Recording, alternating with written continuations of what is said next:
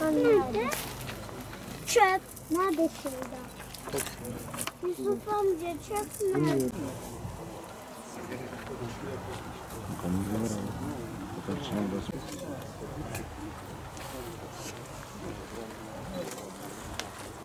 ياسين والقرآن الحكيم إنك لمن المرسلين على صراط مستقيم تنزيل العزيز الرحيم لتنذر قوما ما أنذر آباؤهم فهم غافلون المرسلون إذا أرسلنا إليهم اثنين فكذبوهما فعززنا بثالث فقالوا إنا إليكم مرسلون وجاء من أقصى المدينة رجل يسعى قال يا قوم اتبعوا المرسلين 5. sene devriyesinde tekrar onun mezarı başında bir araya geldik. Onu anmak üzere.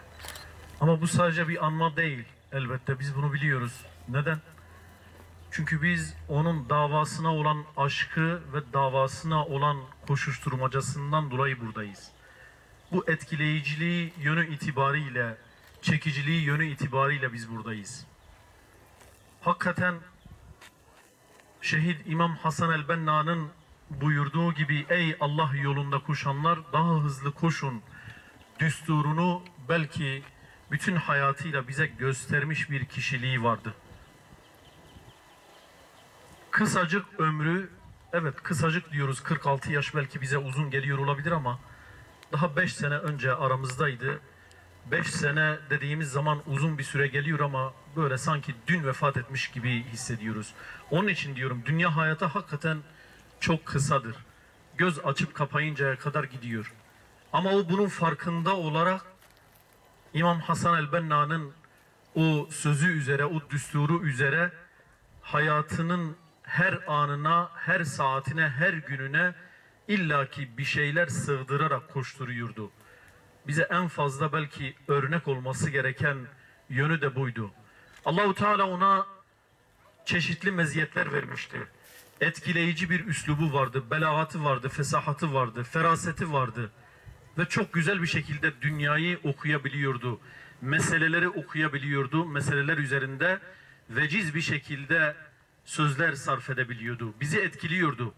O da bunun farkında olarak bu koşturmaca içerisinde davama daha fazla ne kadar fayda verebilirimin derdindeydi. Onun için daha hızlı koşmaya, davası uğrunda daha fazla bir mücadele etmeye çalışıyordu.